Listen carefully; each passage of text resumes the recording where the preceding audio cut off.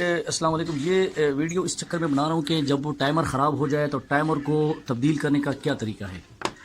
इसकी आपने देखे होंगे मैक्सिमम टाइमरों के 6 तारे होती है, 3 इधर होती है 3 इधर होती है।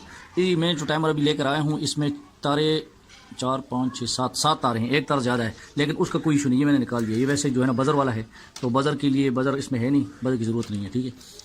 तो अभी इसका ये टाइमर मैंने लगाना है। क्या करने हैं, सबसे पहले जो है ना इसकी आपने ये जो 3 तारे हैं इस राइट साइड बज़र वाले साइड पे, ठीक है, उनमें से एक तार जो ऊपर आपने इसको देख लेना है कि इसमें से ये देखें जो ऊपर लगी हुई है ये आपकी मेन तारें होंगी, ठीक है। मेन तार इनमें से लगेगा और ये जो नीचे गरारियों में नज़र आ रही है, जैसे ये नज़र आ रहे हैं आपको, मैं करीब करके दिखाता हूँ, ये वाले ये कैपेसिटर वाली है, ठीक है।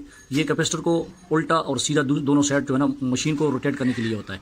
और ये मेन तार होती है। एक तार आपने इसके साथ अटैच कर लेनी है जो वहाँ से मेन तार आ रही है, जैसे अब ये मेन तार आ रही है ये वाली, ठीक है। अच्छा, ये मेन तार मैंने इसके साथ अटैच कर दिए। उसके बाद दो जो कैपेसिटर की तारें आ रही है, बस वो सिंपल सी, इसमें से एक येलो होगा और एक बाद में ग्रीन होता है, बाद में रेड होता है, बाद में जो है ना ब्लू होता है। एक ग्रीन के साथ और एक ब्लू के साथ हो, जो लेफ्ट साइड की दोनों तारें होगी ग्रीन और ब्लू। ये वैसे अक्सर एक येलो होता है और एक ब्लू होता है, लेकिन अगर कलर चेंज भी है तो आपको परेशान होने की ज़रूरत नहीं है, ठीक है। फिर भी ये काम वही फंक्शन वही करता है। तो आपने वहाँ से जो येलो आ रहा होता है येलो के साथ लगा लेना है, और अगर ब्लू है तो ब्लू के साथ लगा लेना, ब्लू है या ग्रीन है तो ग्रीन के साथ लगा। ये यहाँ से कलर तो अलहदा है, इन्होंने दूसरा लगाया हुआ है, कोई इशू नहीं है, आप इसके साथ लगा दें। ये तारें अगर उल्टी सीधी भी लग जाएँ, ये वाली तार इस रेड के साथ टच लग जाए या रेड वाला तार, ये वाला तार इस पीले के साथ लग जाए, तब भी कोई इशू नहीं है, बस मशीन दोनों साइड फिर भी चलेगा, ठीक है। इसमें से ये दो जो तारें हैं ये आपकी जो है ना उसकी स्विच के लिए है, सेलेक्टर स्विच जो है ये सेलेक्टर स्विच के लिए है। अगर इन दोनों को आप शॉर्ट कर दें तब भी जो है ना कोई इशू नहीं है, ये चलेगा, ठीक है। इनको आप वैसे शॉर्ट कर दें अगर आपका स्विच काम नहीं कर रहा, और अगर आपका स्विच है नहीं उसके अंदर तो इनको आप आपस में शॉर्ट कर दें, तो बस ये इसकी कोई परेशानी नहीं है।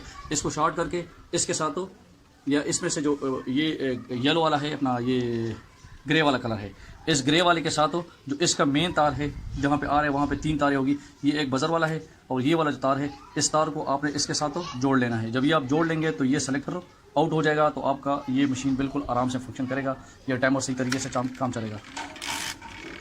ये देखिए, ये मैंने टाइमर ऑन कर दिया है, ये गरारी कर दिया है कि ये इसमें, अब ये देखें ये दोनों आपस में अटैच हो गई है, ये दोनों ये कंटिन्यू लगी रहेगी। कब तक लगी रहेगी, ये देखें टच नज़र आ रही होगी आपको, ये ठीक है, ये दोनों टच है, ये मेन तार है, ठीक है।